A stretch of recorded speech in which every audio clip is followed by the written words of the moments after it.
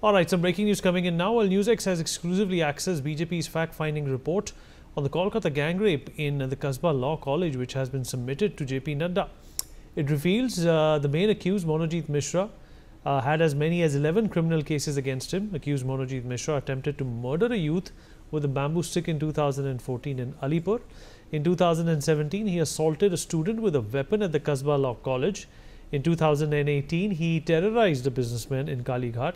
He has also been accused of brutally assaulting and beating up women in 2022. Not only that, in 2024, he once again attempted to murder a 24-year-old man. The other two accused persons, namely Promit Mukherjee, aged 20 years, and Zayed Ahmed, aged 19 years, were current students of the college. The fact-finding committee has recommended a high-level independent inquiry by persons of repute or a central agency that should initiate an inquiry into the gang rape case and the access and patronage provided to political workers of the ruling party within the government and affiliated institutions as well. Sanjay Sharma, my colleague, is joining us on the broadcast to give us more details about this. Sanjay, अगर आप मेरी आवाज सुन पा रहे हैं?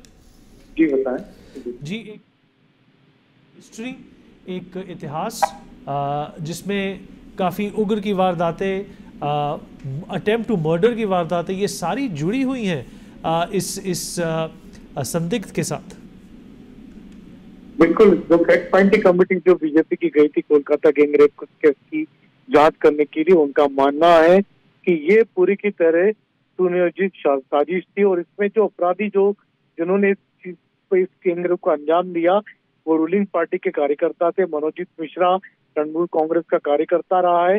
पहले भी इसके ऊपर लगभग 11 केसेस इस पर पहले से चल रहे थे, लेकिन इस पर कभी भी कोई कार्रवाई नहीं हुई क्योंकि ये तृणमूल कांग्रेस के नेताओं में शुमार था। तृणमूल कांग्रेस का छात्र नेता कहा जाता था और इसके अलावा दो और जो इसके साथ में जो कल्प्रिट थे वो भी तृणमूल कांग्रेस से कहीं ना कहीं जुड़े हुए थे। तो पहले ये लोग हमला करते हैं, ये लोग बेम्बू की बेत से मारते हैं, डंडे से मारते हैं और मार करके घायल कर देते हैं। यानी पूरी तरह से अटेम्प्ट टू मर्डर का केस भी बनता है इन पर, गैंग रेप का केस तो बनता ही बनता है।